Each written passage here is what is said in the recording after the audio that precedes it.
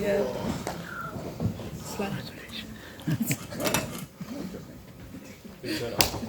Yeah. Hello and welcome to the 2023 Hankook London E-Prix post-race press conference, the final of the season. And joining us on stage, we have our top three from today's race, and coincidentally, the top three of the Drivers' Championship also, and of course the winner of the Teams Championship, Sylvain Filippi, Team's Principal. We have Nick Cassidy, we've got Jake Dennis and Mitch Evans. Now, with the order to do this in, let's go race first. So we're going to go to you, Nick. Talk to us to begin with, we'll get to the championship later. This race looked difficult out there once the race started going. Yeah, it was really tough. I was in a bit of a weird one. I really wanted to get racing, but I didn't want the conditions to be like that, especially being first guy to kind of hit them. But the first laps were okay-ish, and that was just confidence building stuff, and it got easier from there. So naturally, yesterday obviously was a big blow, but does it help at all today to have that race win, but also secure the Team's Championship for Envision? Look, it definitely helps. It's no secret that I haven't been the happiest of guys, but I'm really happy for the team because they put an enormous amount into it. I know we all say that, and I know every team does, but I just am really, really fond of the group of people that I work with, and it's been the same guys for 3 years. They're really, really top group of guys and girls, and I'm glad that we could repay them in that way. You know, I wasn't the happiest, but I always said this morning, I said the best comeback is to try and get pole and a win, and unbelievable that we could do that. It goes without saying, it's your greatest season in Formula E, no doubt. What do you put that down to? Are there any particular moments or highlights from the season that you'll be reflecting back on? You know, it's a funny one. Sylvain's going to think I'm an idiot for saying this, but wait for it. I feel like in my career I went to Japan and I learned a lot about myself, how to get out the best out of myself, what I needed, but also what I could give to a team. And I think when I come to Formula E, I was a bit of like being put into a box in a way, and not in a negative way. It's just there's a situation, and I think throughout the 3 years we've grown a lot of trust in each other, and the team's really allowed me to step outside that box, if that makes sense. Be myself, contribute in the ways that I can contribute, and also approach things in a way that suit me. And of course the relationship, but also my personal performance had its ups and downs. However, I think those were important because I could learn a lot about how to approach things, and this year, more often than not, I got that right. So it's been a really interesting journey. Thank you very much. Congratulations again. Mitch, moving on to you. Just talking about the race to begin with, similar to Nick, it seemed very hard to manage, and we saw sort of an ebb and flow effect between the gaps between you and Nick. Yeah, I think we were strong in different parts of the race. Yeah, Nick was strong, obviously, throughout. There was a phase where I thought I was maybe quicker than him, and I was starting to catch up a little bit, but then he could respond. So it was just very even, but I think he just had the edge on me. And then, yeah, then he had a little bit more energy as well, which helped the last few laps. So like it was only going to take really like a mistake from him for me to capitalize on that, because I just didn't have it on pure pace. I think generally, you know, compared to the others, we were obviously extremely strong. But yeah, it was just too even for me to make any ground on him. So yeah, it was a really tough race. The conditions were, honestly, it was really, really slippery outside. So I'm surprised that actually no one actually had a shunt. I mean, maybe they did, but you know, we didn't see it, and no one really walked between Nick and I. We didn't really make any massive mistakes. So yeah, but you know, it was obviously hoping for more, but not this year. If I can get you to reflect on your season as a whole, because I imagine you must be quite tired of saying maybe next year, because the performances you've been putting in now, season in, out. We're talking, you know, the last 3 seasons you've been up there in the title contention. Do you reflect on this season with a positive light, or at the moment does it feel more negative? I think it's a tricky one to judge. I think I've got to look at it as a positive year. You know, I've got 4 victories, many podiums. at one stage of the championship, I was not even considering being a title contender because I was, I think, 80 plus points behind. So to reduce that and be in the fight coming into the last weekend, I think, it shows how strong the season was. But I think I'll be, clearly aiming to have a smooth year next year, or a smooth start, because we lost so many points for different reasons, and they were obviously frustrating, and they'll be frustrating going into the off season. But here's what it is.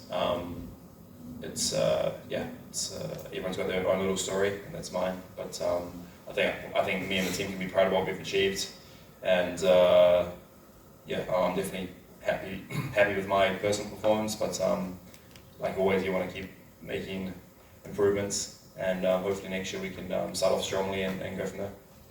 Yesterday you brought up Rome and that the second race in Rome, but if you had to put down your season and the way it's been defined to any particular moments in the season, what would you say? I think there's a few.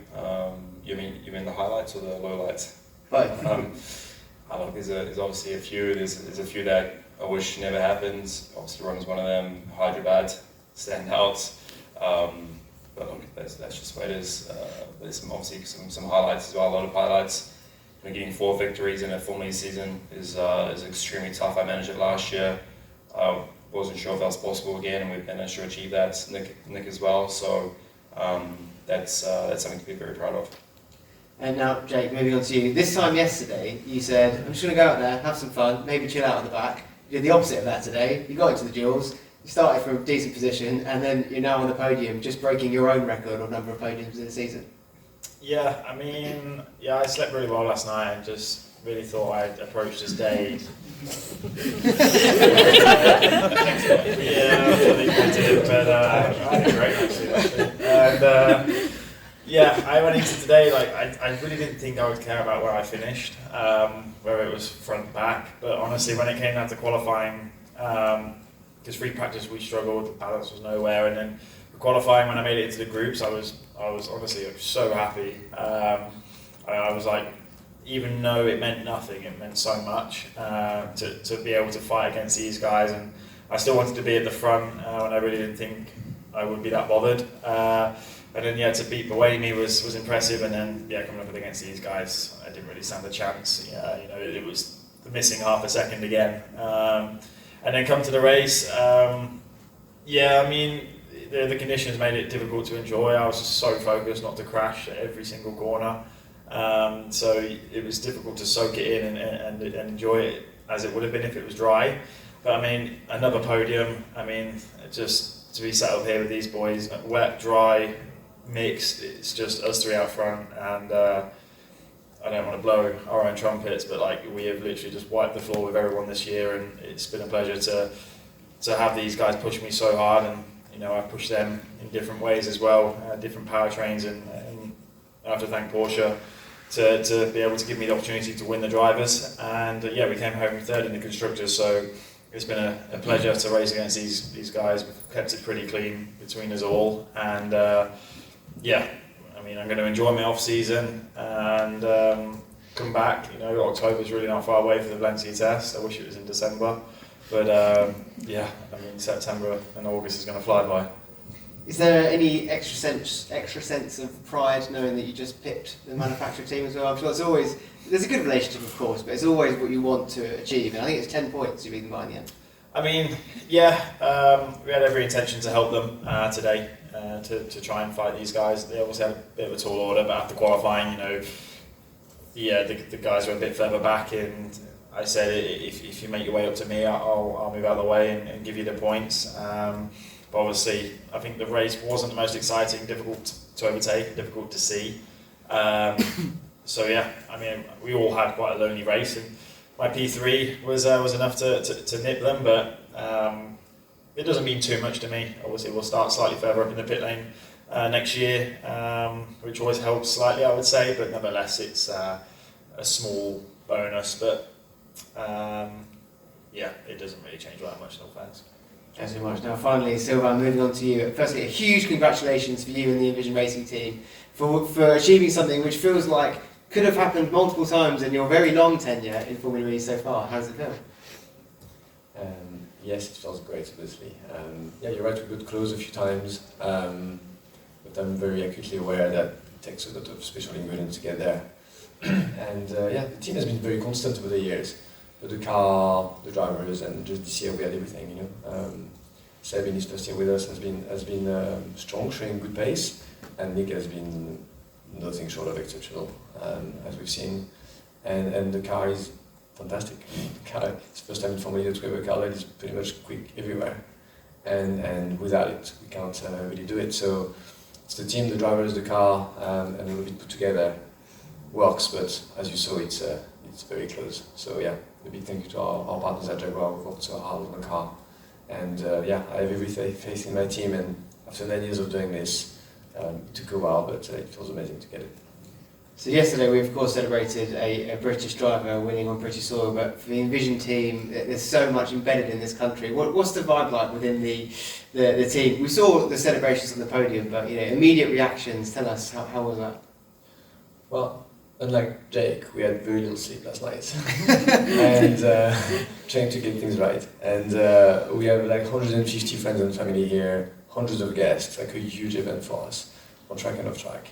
And you know, I've seen a lot of roller coaster of emotions in Formula E, but this one was up there. So yeah, feeling completely elated, but just really proud. And I think that's what Nick just said also. Like, the team is just a fantastic team of just amazing people, and you know, I just wanted to get that for them, and I'm just really happy for the whole team. They really deserve it, and yeah, I think that's the main takeaway. Now, Jake mentioned there the sort of, let's say, dominance between the two powertrains of the four teams this season. How much, considering we are in a homologation, we're running the same cars next season, how much do you think other teams might be able to close the gap in the off-season? Well, hopefully not too much. That's the whole point. It would be nice if something was not too stressful. But yeah, I mean, of course you can improve on software and on a whole bunch of stuff, but you know, inherently the powertrains are not different, so the core efficiency should be the same, and ultimately we're there. So you know, our partnership with Jaguar is going to get stronger and stronger, and ultimately there's no reason why we can't be there again, and we will be. Of course, we're also preparing for season 11, so yeah, those are positive. Well, congratulations again to you all. I think we might have time for a few questions, although these guys